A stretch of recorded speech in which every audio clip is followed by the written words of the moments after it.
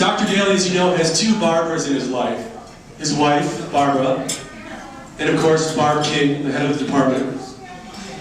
And when they found out that I was emceeing and then Hemmer and Settle were going to be here and there was going to be adult beverages, they set a list of rules of things that we can't talk about. So let me just get a list of rules. Can't talk about being bald. Can't talk about Irish. Can't talk about your drinking. We can't talk about Russia. We can't talk about your age. Well, everyone drive safe. Have a good night. Thanks for coming. There's nothing we can actually talk about. You is there. Thanks for coming. Have a good night, everyone.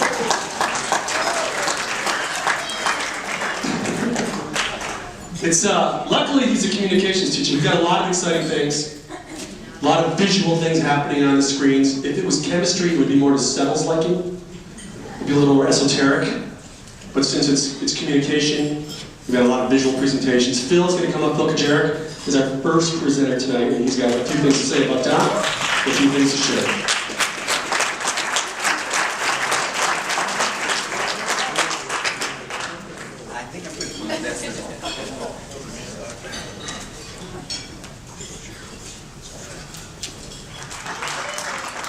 A little background. You know, Hemmer and Dailey and Settle. It's like Michael Jordan, Larry Bird, and one of those other guys. Icons. One of those other guys. They built this department. They are the reason that thousands of people have gone on to work in journalism and public relations and drinking and everything. And Hemmer was here first. Joe showed up in, was it 9 AD? Something like that. First. We were 9 AD, 10 AD. And then it was Dailey. And then it was Settle. And now all three of them are saying goodbye. But it's been passed on to some very capable people, some people that are carrying the torch and keeping the department going in good hands. So Barb King, come on up. We'd love to hear from you.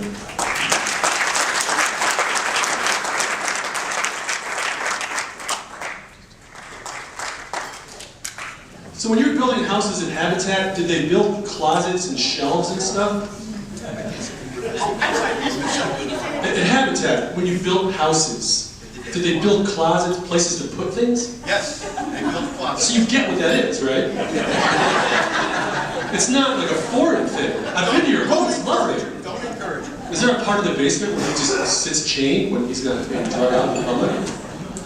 It's not that. Next year, hit us with that one. We'll see how that goes. I feel like it's my 101 class. I'm giving my speech in Com 101. My hands are shaking. I'm stuttering. He's drunk and not paying attention. It's a lot of similarities, Doc. There's a lot of things happening here. A lot of flashbacks. A lot of students. We're going to keep things going. We got two former students. Chris and Brett. Are you guys coming up together? You guys figured it out? Yes, the dynamic doers. Ladies and gentlemen, welcome Brett Kramer and Chris Bennett, two former students.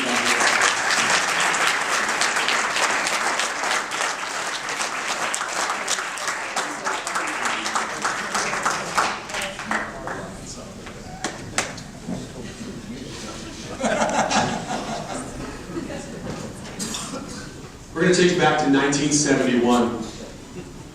Oh, wait. JoeDailey shows up on Carroll's campus. It was a different time. There was war in our country. Young men were coming back and they were looking to learn and they were looking to grow. A lot of these young men were looking to forget. Carroll became a safe haven that Hemmer Dailey had made for these young men to sit down and talk about what they'd seen and forget and learn and have a drink and be men. And then in 1987, tragedy struck and the drinking age switched to 21. And what most of you don't know is that Dailey was ready to bail. He had been accepted a position at the University of Rio de Janeiro, where the drinking age is 12. But his bar tab was so massive at the Club 400 that he couldn't leave until last week. He just paid it off. And part of the reason is one of his drinking buddies who's coming up now, the Godfather, the man, ladies and gentlemen, Joe Hemmer.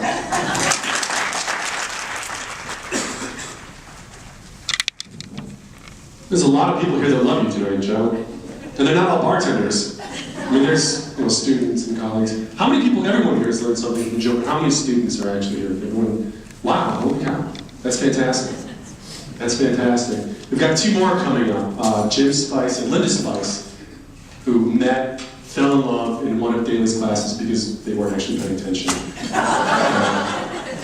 And now they've been married. Jim and Linda Spice, guys, here we go.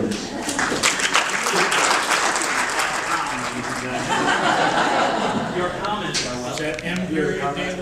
Excuse me, was JD. You know what? I'm going to change the name, I think. JD to JD.com.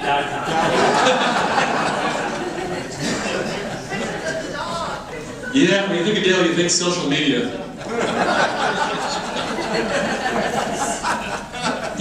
Typewriters keep flying through my window still. What is that? It's email. There's a lot going on. People have been stepping out. If you miss anything tonight, it will be on his Twitter feed tonight. Unfortunately for Dailey, Twitter is in the most literal sense of the word, so it is carrier pigeon. It'll take about 18 weeks to get to you, but it'll get there, right? What we haven't asked Dailey is what he's doing next. And he confided in Linda and I that he's working on a project. And everyone thought it was going to be a book, but he's actually working on a reality show with Settle and Hammer called The Biggest Boozer. And they've been working on it for 39 years together, and the star of the new show, The Biggest Boozer. Ladies and gentlemen, please welcome Dr. Beat Sal. I've had the distinct pleasure of actually walking 2 generations of Dailey's home from the Club 400. One at age 55 and one at age 15. How old were you? You were pretty young. Never tell on yourself. Never tell yourself, man. Never tell yourself. And the fact that Barb Dailey actually answers the phone when I call, you always hear the tremble in her voice, like, hello? And it's a testament to Barb. So before we forget, let's just have a round of applause for the lady who's put up with 31 million.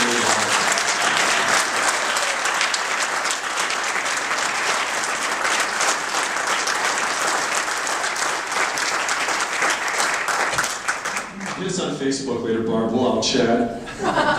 Lori, Dew, and Kelly, you're next. I lost you. There you are. There you are. Come on up. Come on up. We're gonna keep moving. Really, we're gonna stick you to Facebook. You know that. Oh yeah. We're getting you on Facebook. We're gonna put